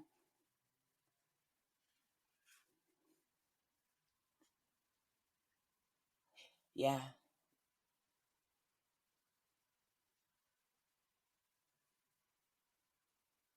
Okay.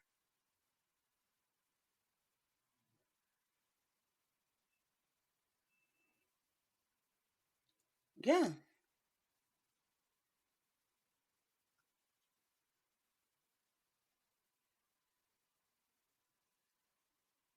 Okay.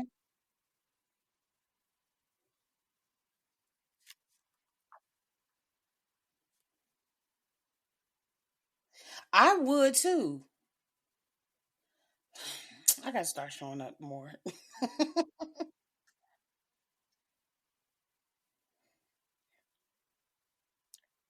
Yeah.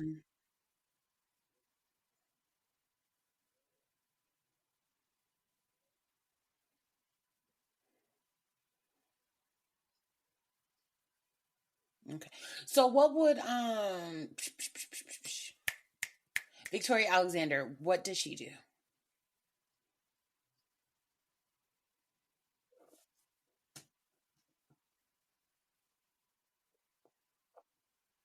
Okay.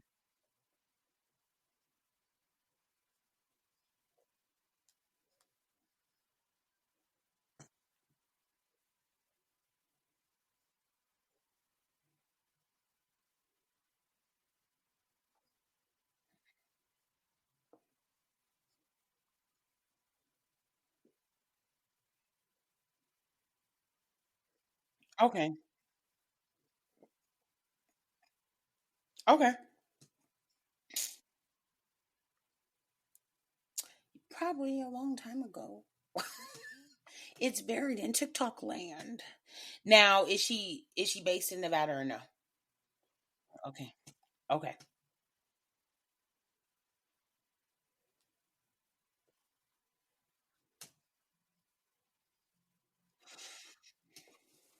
Okay. All right. Hoo, hoo, hoo, hoo, hoo.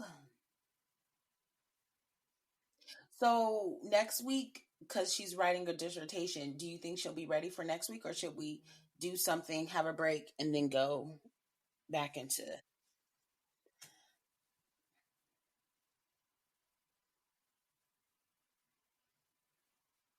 Wait, it is next week?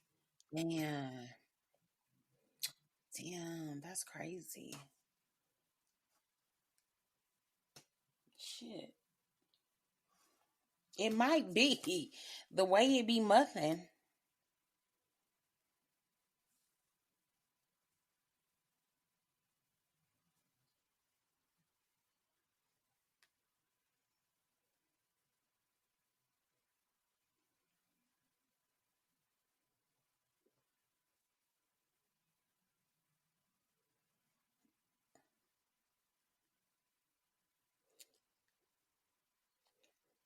See where she is with things.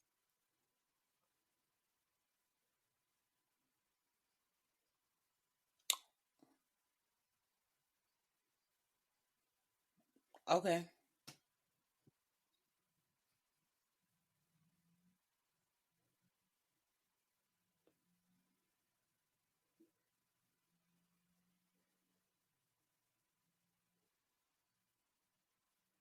Okay.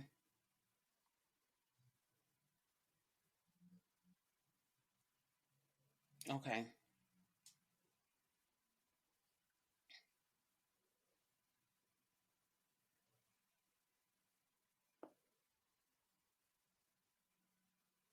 Okay.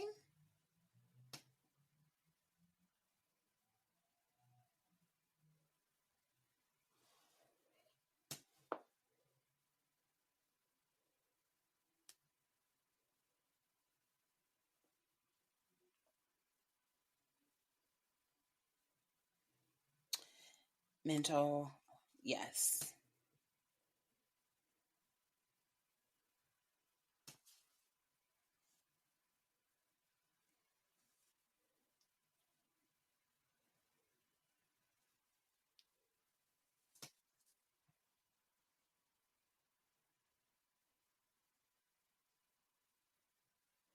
It is. That's never a thing. I didn't know what counseling awareness was. Unless we want like an addiction specialist. I don't know.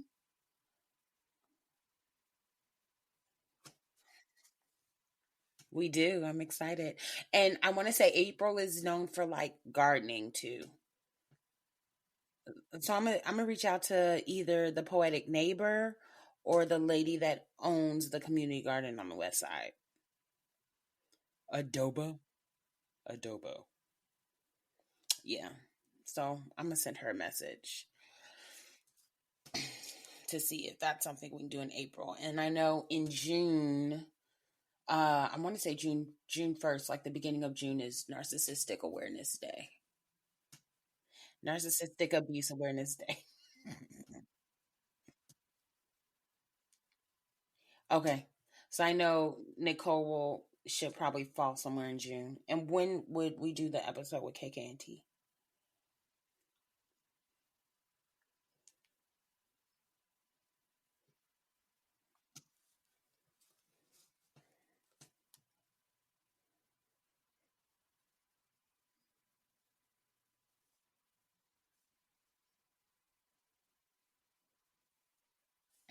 Okay. And I think it'll probably just be like availability.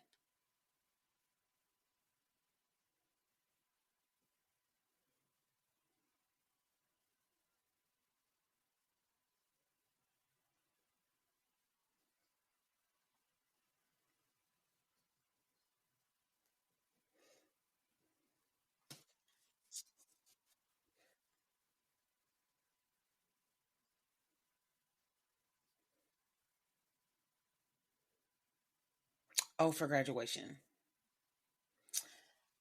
Yeah, that could be pushing it. Don't want to overwhelm people. That's a big thing.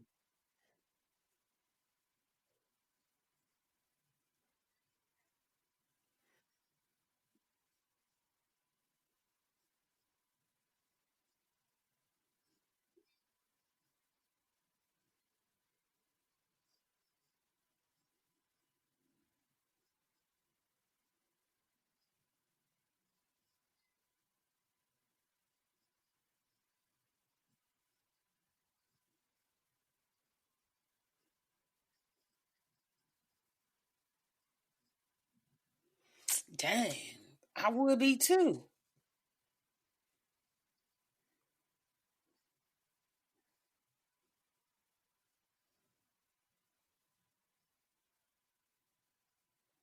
Oh, Jesus.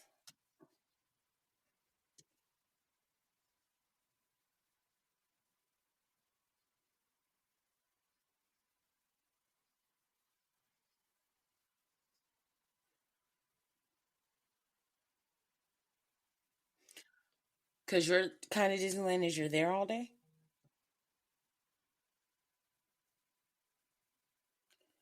Girl, I can't. I can't deal with you.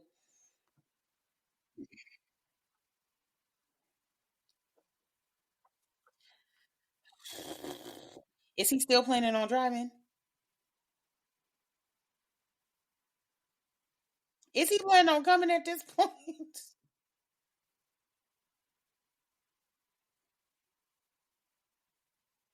Yes.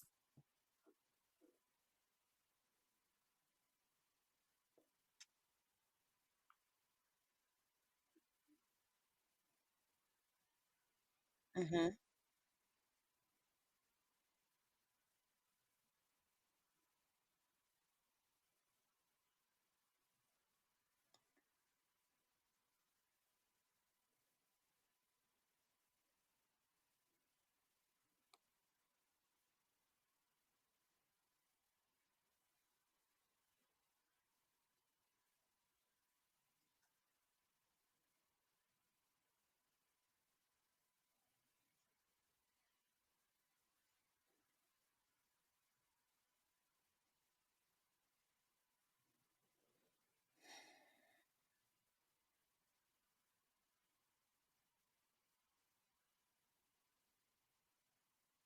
Mm.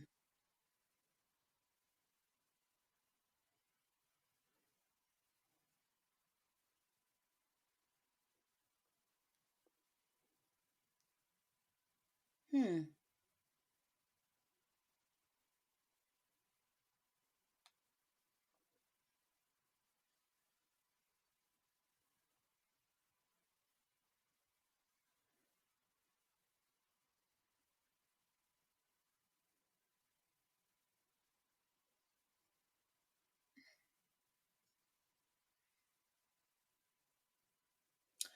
I'm gonna need him not to do this so close to all the things. Does that make sense? Yeah, like your your feelings and you express them. I don't need you to do this so close to the time I'm graduating. This is an adjustment going from undergrad to I'm still in the balance beams on if I'm going to grad school, what's going to happen, if I'm going to work with the Raiders. Endless possibilities, right? Can we not do this right now? Can we can you wait?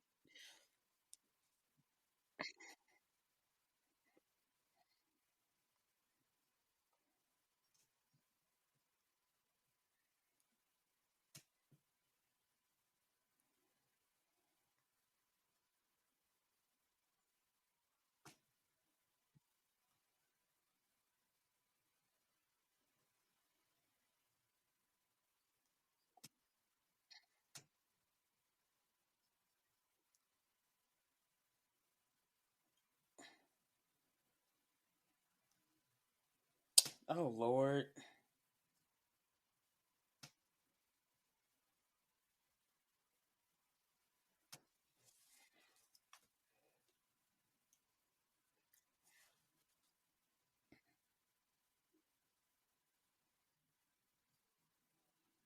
But like, isn't that the main thing? Like, people ask for, like, communicate with me. Let me know how you're feeling. Let's do these temperature checks. And I'm communicating because this is a real fear. And I'm like, you're going through so many changes. It's the graduation. You have to play nice with these people at this graduation lunch, dinner, right? Stuff that you're forced, and you would love to see him participate and be there and be like, hey, I can lean on you. Like, don't get your tires slashed on your UPS truck. No one's getting their packages today.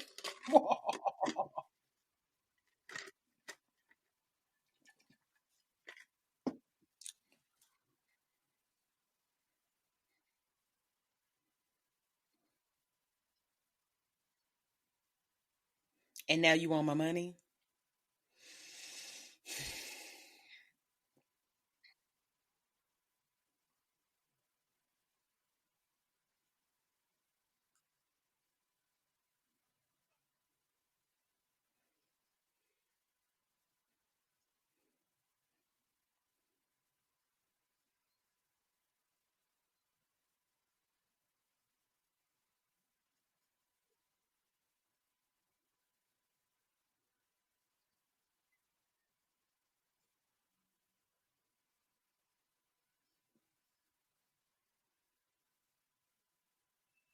So it's just love you? That's strange. He's mad.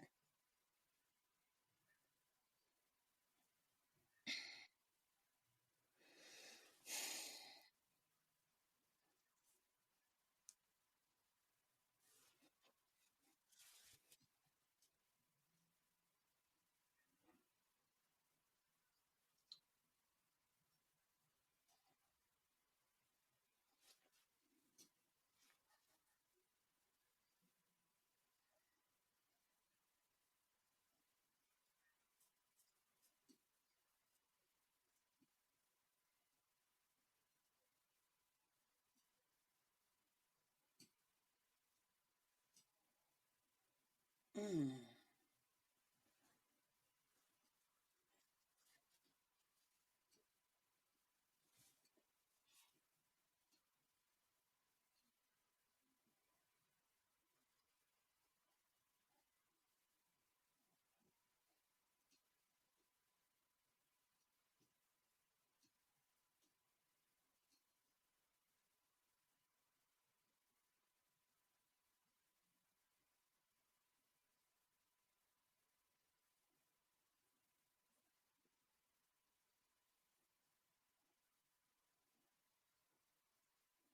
Yeah.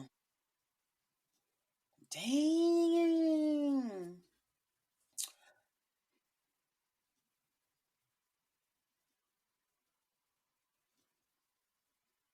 That's true. So ghetto though. So ghetto. So ghetto. So tell me more about this character brunch. So so you were trying to make a reservation for 8? They're gonna let us all sit together.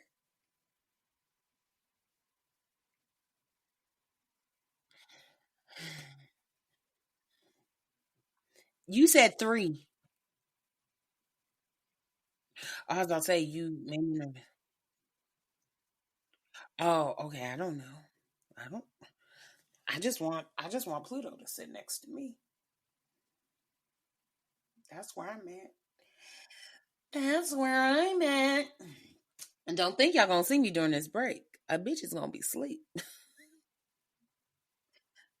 Don't think y'all gonna see me at no pool. A bitch might be asleep. Look, don't think you gonna see me in Disneyland. A bitch might be asleep. I might still be in the park walking around in circles. You never know. I might just be walking around with my imaginary dog that I'm not going to be able to get. So stupid. It's okay. I don't need an imaginary dog because I don't need no more shit. I don't need it. I need to. I'm gonna be like, I have an Android. I can't tell y'all where I'm at.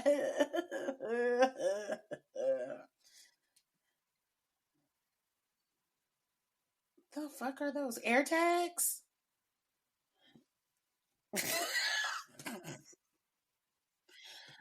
uh, I am like a real Gemini that sometimes likes to wander. Oh, she's a Gemini too. Yeah, I like to wander and just be like, oh, what's this over there? And the next thing you know, I'm in the middle of doing the Wakanda salute at their live stage, like, Wakanda forever, and telling them what my superpower is, my strength. Shit. Okay.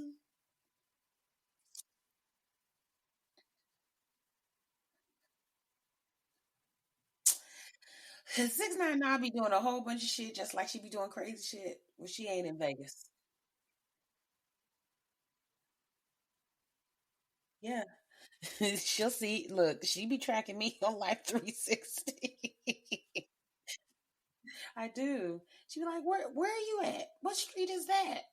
What are you looking at? My phone went off.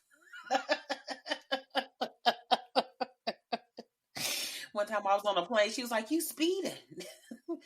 I said, I am on a plane, lady. Yeah. How you going that fast? It's saying you going 200,000 miles. That's the tarmac. You're right. Like, okay. Just good times. So next week we should talk about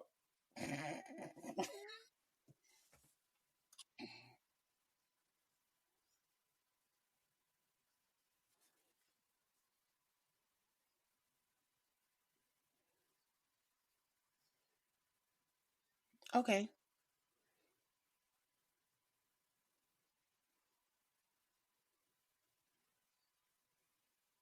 Okay. It's bigger than having a vagina.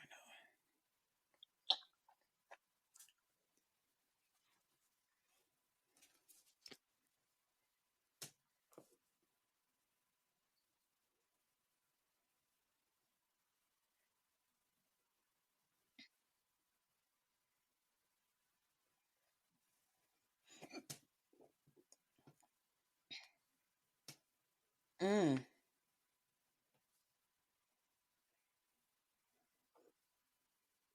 yeah,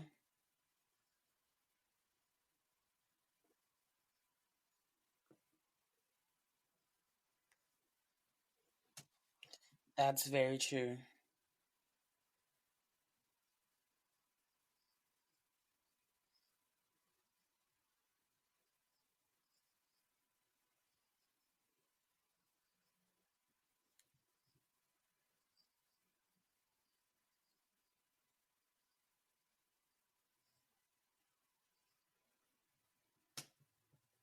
Yeah, that's crazy.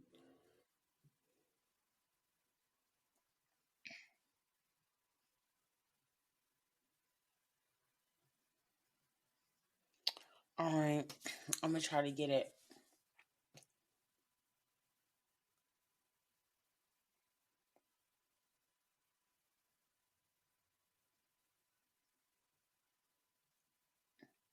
Oh, I'm gonna get this one too.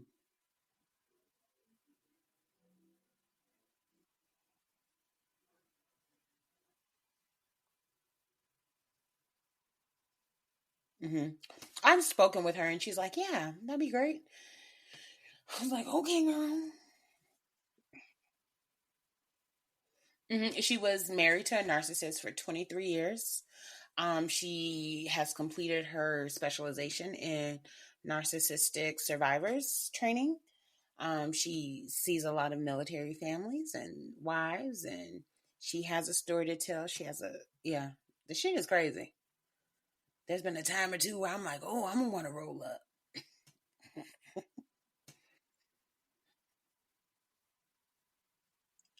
Oh. Sorry. Maybe we should invite our siblings on an episode of Girl, What's Up with That? Yo. That, never mind. That would be stupid. I would never. My brother ain't even got no teeth.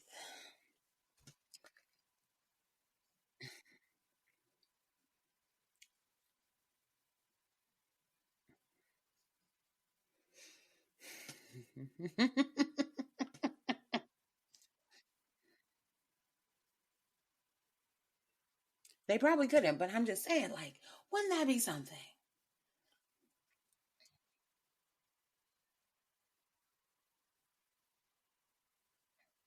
Yes. When she said that, that resonated. And I ain't even the oldest daughter. I said, damn. Sorry, Pink Rat. But yeah, it was a really good article that I read on BuzzFeed that I was like, oh, wow, okay. Okay. Okay. Okay.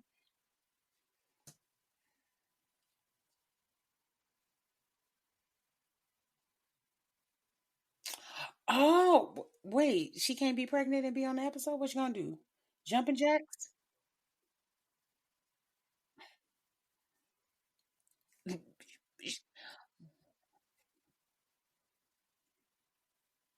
Okay.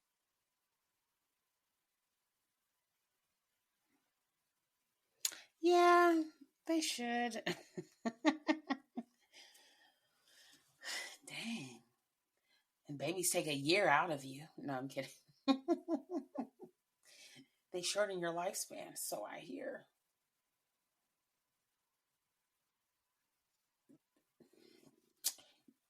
You're dark.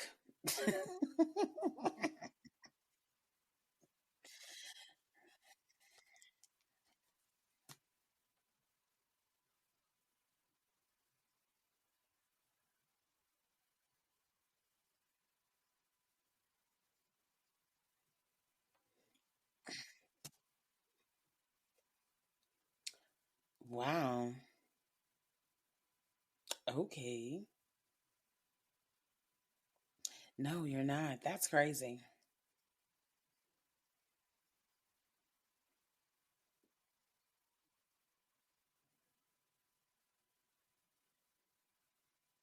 How? How does he swoon you? He just puts his penis inside of you.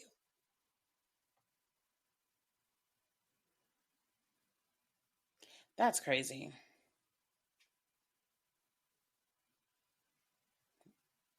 That's crazy as fuck.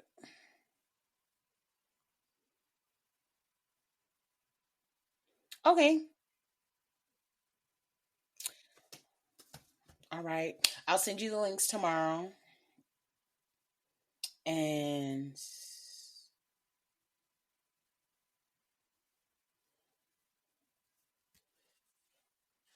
yeah. So yeah, I'll send you links tomorrow. And then when the episode drops, I got the timestamp that you mentioned. So yeah. Yeah.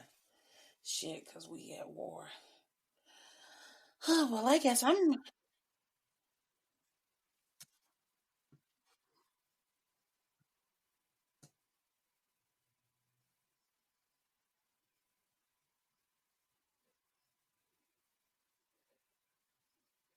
Yeah, that was in the beginning when she started talking. I think that was like 107 or something. But I'll look.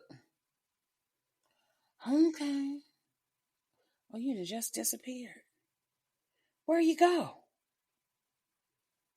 Did you say good night? Unplug me? I can hear you. Oh, yeah. Bye.